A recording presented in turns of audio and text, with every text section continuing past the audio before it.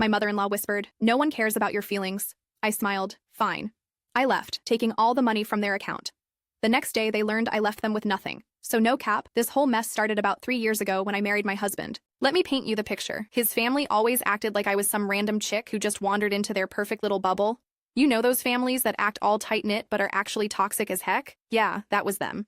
His mom, let's call her Margaret because that name just screams entitled mother-in-law, was the ringleader of this whole circus. From day one, she made it crystal clear that I wasn't welcome. We're talking passive-aggressive comments at every family BBQ, eye rolls when I'd speak up, and this whole thing where she'd plan family events and somehow forget to invite me. Real mature stuff, right? But here's where it gets interesting. My husband, bless his heart, was completely oblivious to all this drama. You know how guys can be sometimes. They just don't pick up on the subtle stuff. Every time I'd try to explain what was happening, he'd brush it off like I was being dramatic. That's just how mom is, he'd say, cracking open a Bud Light like, that explained everything. The thing is, I'm not some pushover. I worked my butt off to get where I am in life. I've got my own successful business, my own money, and I definitely don't need anyone's approval to feel good about myself. But man, dealing with this family drama was starting to wear me down. It all came to a head last month at their annual 4th of July cookout. Picture this, backyard full of people, burgers on the grill, coolers packed with beer, and everyone having a good time. I was actually enjoying myself for once, chatting with some of the neighbors and helping out with a potato salad. Things seemed chill for the first time in forever. Then Margaret decided to make her move. Update. Holy cow, you guys are blowing up my notifications. Just wanted to say thanks for all the support before I continue. Some of you are asking if I saw this coming. Honestly, I had no idea how far she was willing to go. Should I have recorded what happened next? I was in the kitchen washing dishes because that's apparently what daughters-in-law do at these things when Margaret walked in. She had this weird smile on her face, the kind that makes your skin crawl. She grabbed a dish towel and stood right next to me, pretending to help dry the plates. You know, she said, her voice all sweet and innocent. I've been thinking about having a little chat with you. I kept scrubbing that casserole dish, trying to stay focused on the task at hand. Oh, yeah, what's up? That's when she leaned in real close, so close I could smell her perfume mixed with the wine she'd been sipping all afternoon. Her voice dropped to this creepy whisper, and she said the words that changed everything. Nobody here cares about your feelings. Not my son, not this family, and definitely not me. You can keep pretending like you belong here, but we all know the truth. For real, I felt like I'd been punched in the gut. Here I was, trying my best to fit in with these people, and she just laid it all out there like that. The worst part? She said it with this satisfied smirk, like she'd been waiting years to drop that bomb on me. I stopped washing dishes and just looked at her. She was standing there, waiting for me to cry or get upset or storm out like some dramatic reality TV star. But you know what? I felt this weird sense of calm wash over me. It was like all the pieces finally clicked into place. I dried my hands on the kitchen towel, turned to face her directly, and gave her the biggest, brightest smile I could manage. Fine, I said, keeping my voice just as sweet as hers had been. That's good to know. She looked confused for a second, like that wasn't the reaction she was expecting. But I just kept smiling and walked right past her, back out to the party, like nothing had happened. The rest of the evening was actually pretty great. I chatted with everyone, laughed at jokes, and even helped my husband's uncle fix their old Chevy that was making weird noises in the driveway. But the whole time, Margaret's words kept echoing in my head, and this plan started forming. See, here's what Margaret didn't know about me. When I said I had my own successful business, I wasn't just talking about some little side hustle. I run a financial consulting firm, and I'm really good at what I do. Like, really good. I know money, I know accounts, and I definitely know how to move assets around when necessary. About 2 years ago, when my husband and I were planning our wedding, his parents were going through some financial rough patches. His dad had made some bad investments, and they were worried about losing their house. Being the helpful daughter-in-law I am, I offered to help them restructure their finances and set up some better investment accounts. They were so grateful back then. Margaret even hugged me and said I was such a blessing to the family. Funny how things change, right? So I spent weeks working on their financial situation for free. I consolidated their debts, moved their money into better accounts, and even set up this joint investment portfolio that was performing really well. The whole process required me to have access to their accounts, which they happily gave me since I was saving their financial situation. Now here's the kicker. They never bothered to remove my access after everything was sorted out. Why would they? I was family, and they trusted me completely. At least that's what I thought until Margaret decided to show her true colors. Update. Okay, the comments are going crazy, and some of you are asking if what I did was legal. Let me clarify some things before we get to the juicy part. Yes, I had legitimate access to these accounts. No, I didn't steal anything that wasn't rightfully mine. And yes, there's more to this story that explains everything. Are you ready for the plot twist? The Monday after the 4th of July cookout, I woke up feeling different. You know that feeling when you finally see a situation clearly for the first time? It was like someone had cleaned my glasses after years of looking through smudged lenses. I made my morning coffee, fired up my laptop, and started looking at some financial documents I hadn't touched in months. Remember that joint investment portfolio I set up for my in-laws? Well, it turns out there was some fine print they never bothered to read. When I was restructuring their finances, I had suggested setting up the investment account as a joint venture with my business. It made sense at the time, better tax benefits, higher return potential, and since I was managing everything anyway, it streamlined the whole process. They signed all the paperwork without reading it thoroughly because they trusted me to handle their money. What they didn't realize was that the way the account was structured, I wasn't just managing their investments. Technically, legally, I was a full partner in that portfolio. Every dollar that had grown over the past 2 years, every successful trade I'd made, every smart investment decision, I was entitled to my share. And my share, based on the contract they signed, was 50%.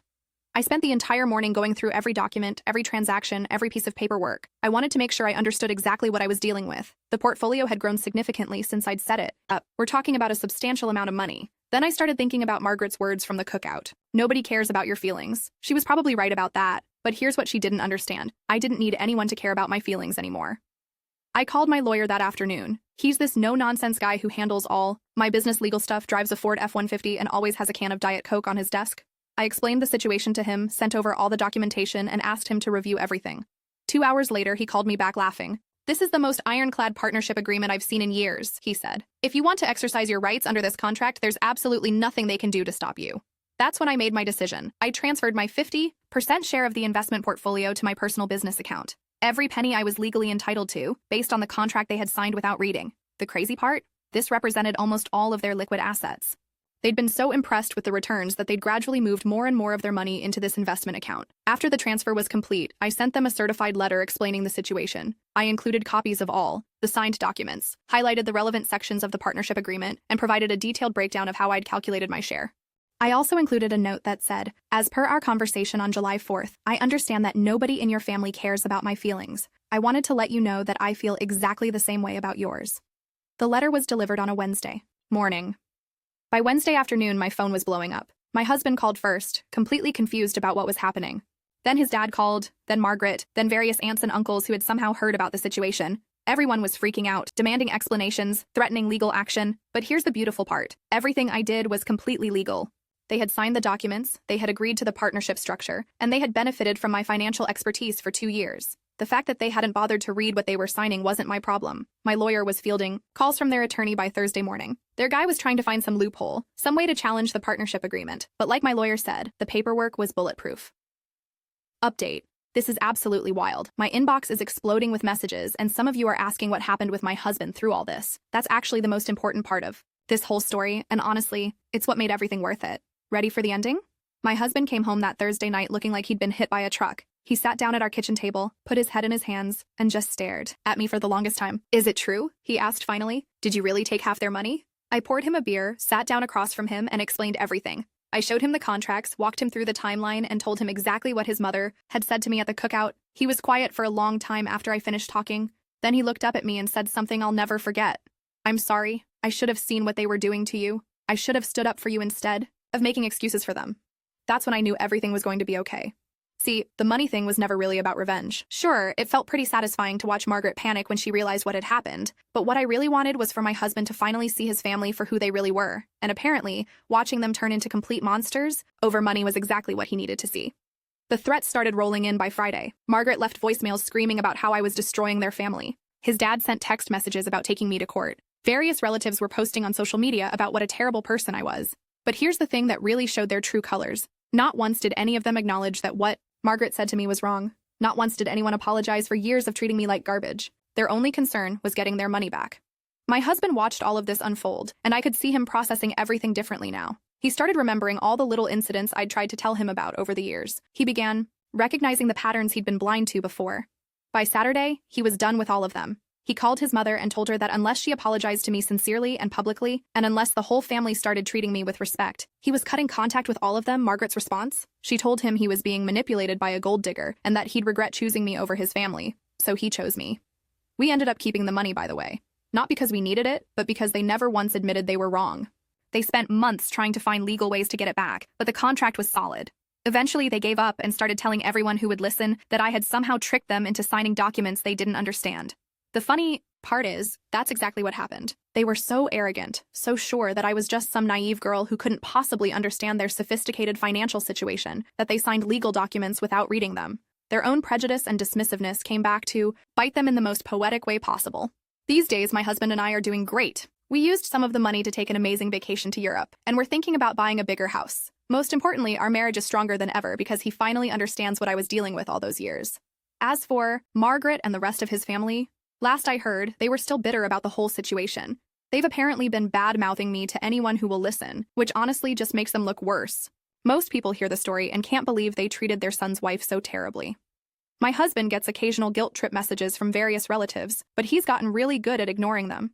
He finally understands that choosing me wasn't about picking sides, it was about choosing respect, kindness, and basic human decency. And Margaret? Well, she was right about one thing. I really don't care about her feelings anymore. The difference is, I never pretended otherwise. Sometimes the best revenge isn't getting mad or getting even. Sometimes it's just giving people exactly what they asked for and letting them deal with the consequences. Looking back, I'm actually grateful Margaret said those words to me at the cookout. If she hadn't been so honest about how little she cared about me, I might have kept trying to win their approval for years. Instead, she freed me from caring about their opinions at all. And honestly, that freedom was worth every penny.